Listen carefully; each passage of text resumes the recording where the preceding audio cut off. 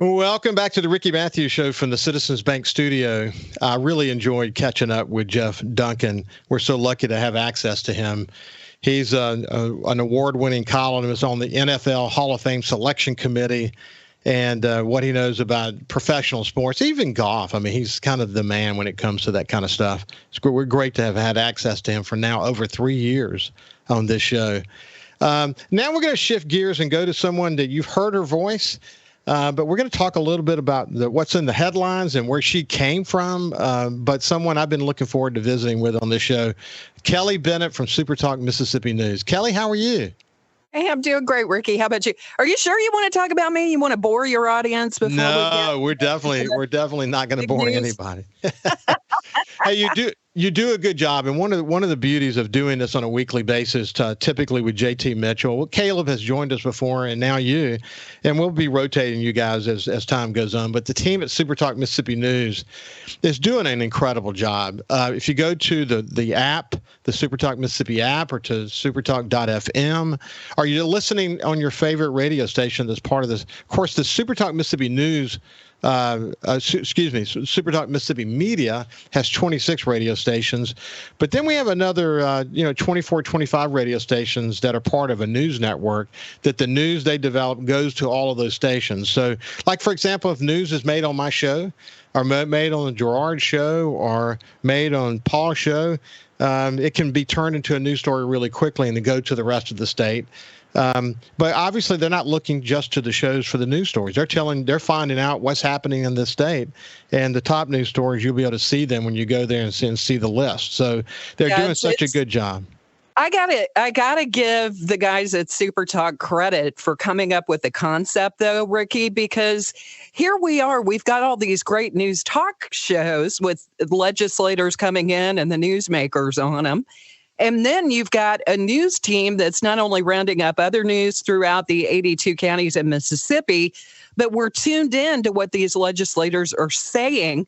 And we turned that around. So now you've got the audio, you've got the story, you've got the digital picture of what's going on. And it's a really neat, this is like satellite radio, satellite news before it actually started. This company was already doing it. So no, there's no doubt. And what's interesting about it is what Steve Davenport, as I've said many times on this show, what he's done with SuperTalk Mississippi Media is just the opposite that the other radio stations are doing, moving more to a national footprint and doing away with local. And in fact, what Steve has done with the help of President Kim Dillon is just doubled down in Mississippi, because they're, like you point about legislators, they come to SuperTalk if they have something important to say.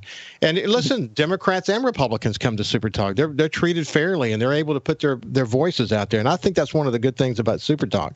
Hey, before we come back to news, and we'll play some audio as well, it's been a very interesting, one of the most jam-packed legislative sessions we've seen in a very, very long time.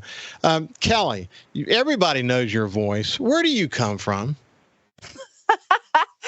Such a great question. So I've been on the Mississippi coast for over 30 years now. I mean, I'm one of those transplants that made a choice to come to Mississippi. And once I came, you just couldn't get rid of me. I'm one of those. I really love it here. I love the I raised my kids here. I love the environment. I feel safe here. We're in the middle of New Orleans and Mobile, so you got your big towns, your big cities on the side if you want to go enjoy that. But I'm kind of a small town girl. I'm an Army brat. My folks are actually from Georgia. My dad's from this little small town called Scriven, Georgia, and my mom is from the Savannah area. When I interviewed for a radio gig in Biloxi 30 plus years ago, I kind of laughed because there is so many parallels between the Georgia coast and the Mississippi coast. So yeah, that's where I am. And my dad's a Vietnam vet. He's a retired colonel. He flew choppers in Vietnam and Hueys and Chinooks. And he ended up, after he retired, he's back home in Scriven, Georgia. Wow, that's cool. That's cool. I mean, this is a great place to raise kids. I had opportunities to leave along the way, but like you, I couldn't pick a better place to raise kids. And Ann and I are so very, very fortunate in that way. But we're lucky to have you with our team. In fact, when I talked to JT Mitchell, he sings your praises. You guys have made a great team. Well, JT, I sing his praises. Let me tell you, if I got a digital question, Caleb and JT are my go-to guys. I'm the oldest person on the news team. So when it comes to the digital stuff, I'm a little in arrears compared to them, but I'm getting better. We're getting stronger. You're doing a good job, and thanks for being with us, and thanks for being a member of this great team. And I would tell people, go to supertalk.fm and sign up for the newsletter, and then you'll see what we're talking about. You won't find news from Indiana, like I like to say when I'm with JT. You're going to find news about Mississippi, and especially this legislative session. It has been incredible watching the big issues that they at least have tried to tackle. Yes, and they've been willing to tackle issues that typically the Republican supermajority wouldn't touch in the past. A big example is the possibility of Medicaid expansion, which is in conference this week. They're still talking about that, even though Governor Tate Reeves has basically said he doesn't support it. They've still given a lot of time to this issue. There's been a Senate plan. There's been a House plan. They're trying to work out the differences on that. And I don't know if you're ready, but I actually pulled a story on this. So House and Senate conferees trying to work out their differences on this Medicaid expansion plan. Now, Senator David Blunt outlined the reasons, even though he's in the Senate and voted for the Senate plan, he actually prefers the House plan. The Senate plan does not go to 138% of poverty, and therefore it ensures about a fourth or a fifth as many people and does not draw down the heightened federal match, and also leaves on the table about $700 million in increased federal match for the traditional Medicaid population because it doesn't go to the full 138%. Now, one of the big differences between the Senate and House plans is the House plan, Medicaid expansion would go into effect without a work requirement, but they did put a repealer on it. So they would try the program basically for 4 years, and if it doesn't work, it would just go away. That's the House plan. The Senate does not want to expand Medicaid unless it includes a work requirement, and that's highly unlikely to happen through the Biden administration. They're the ones that have to approve that. And it's probably not going to happen. I think a lot of state legislators have been hoping that it would anyway, but let's be real. It's a wish. It's not something that would become reality. Yeah, Kelly, I agree with you. I'm really glad to see David Blunt say what he said. Because what's happening is the further they get away from these original political talking points that Medicaid expansion is the boogeyman, and they start to really zero in on the financial relationship that we have with the federal government. And this is not writing checks to people. It's not welfare like they want to make it sound. This is about helping hospitals, because hospitals are going to pay one way or the other. They're either going to get paid for the work that they're doing as it relates to people who are not insured, or they're going to eat it themselves. But one way or the other, hospitals have been eating a lot. And as a result, too many hospitals have stopped services. Some have closed.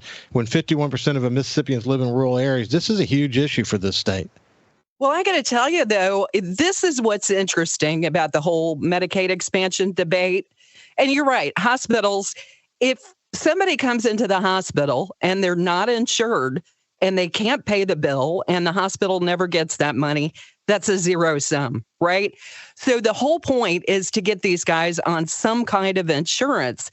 But what I've learned this year with this Medicaid expansion debate is there's an option for you to go on the exchange site. This is the federal exchange, and you can get private insurance through there. And a lot of cases, the government will reimburse you to the point where you're almost paying nothing. Well, what's sad about it is a lot of people aren't aware that they can do that, so they haven't signed up for it.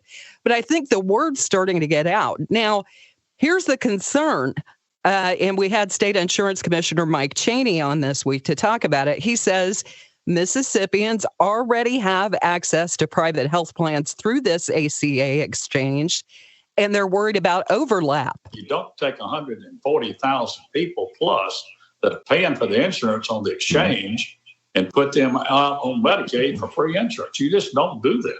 We've got a program that works.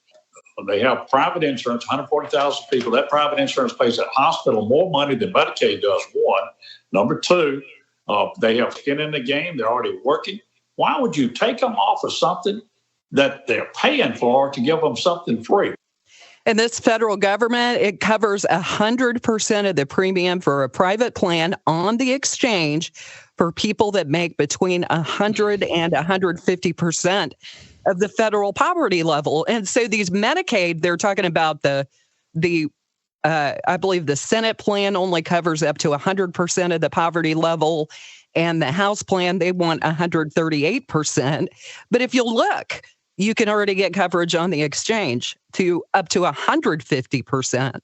So it's an option that a lot of people need to be aware of. I definitely agree with that part.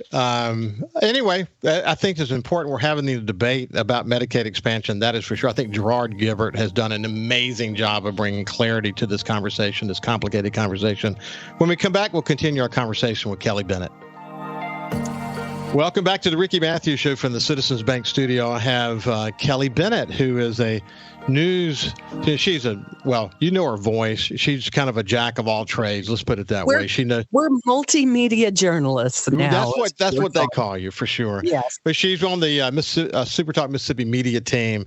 And we're just kind of going through some news stories all the news stories that we're talking about are stories that you would see if you have the app downloaded on your phone or go to supertalk.fm. There's an important piece of legislation regarding scammers. Talk to us about that. I just found out about this. Now, Mississippi, of course, has its share of tornadoes, hurricanes, severe weather events, and unfortunately, scammers try to step up and take advantage of these residents with roof damage afterward.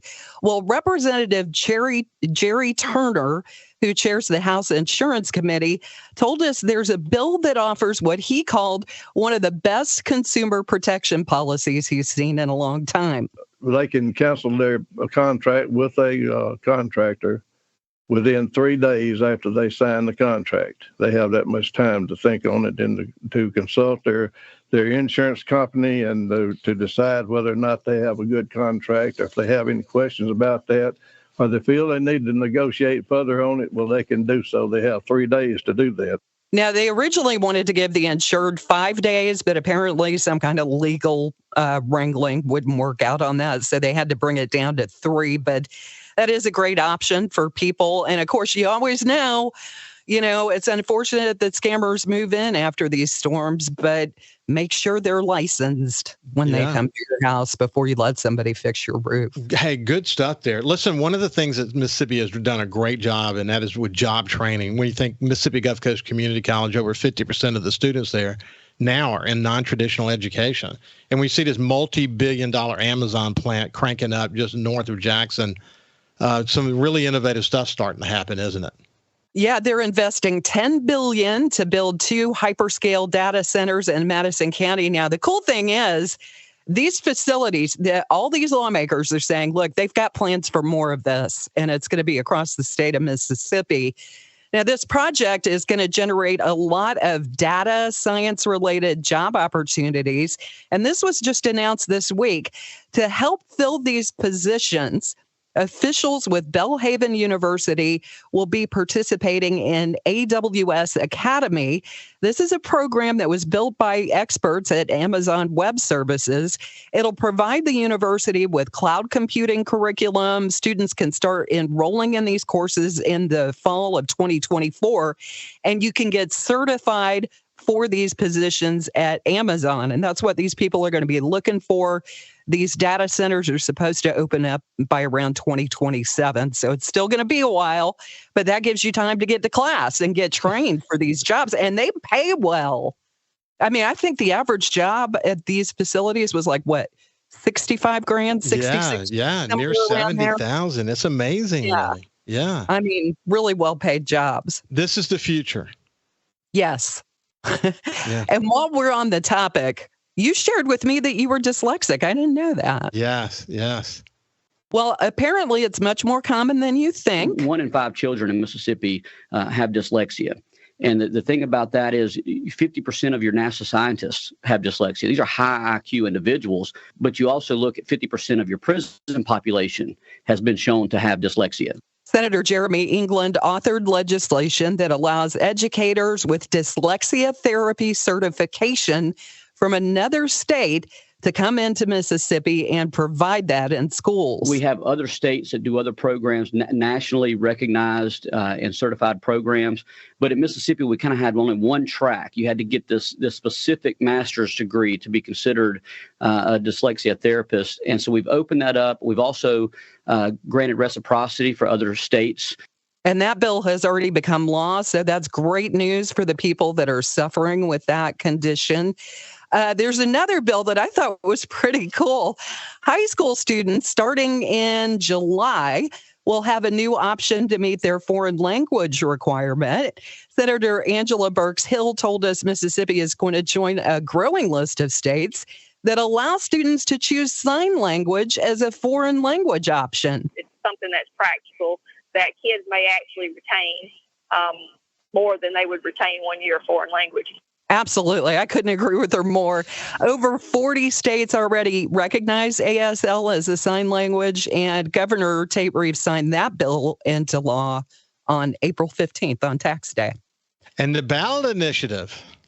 Oh, yeah, it's unlikely that's going to happen. Now, we had Senator David Blunt on this week, and you could tell he's so frustrated that it's probably not going to come out of the legislature this year. I think we've gone through 3 sessions now since the Mississippi Supreme Court threw out the initiative process, and the legislature in 3 years has failed to bring it back. So I begin to wonder if the people in charge of the legislature really want to bring it back. It doesn't look like they do.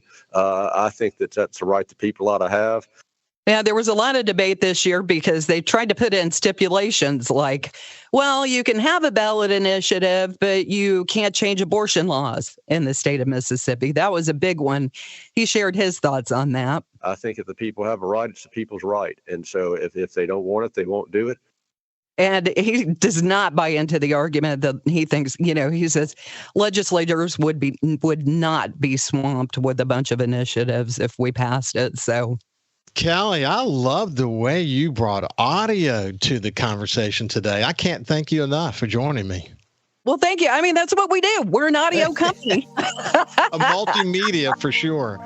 Listen, right. It's been terrific. This has been multimedia journalist Kelly Bennett from the SuperTalk Mississippi News team. Listen, have a great weekend, Kelly.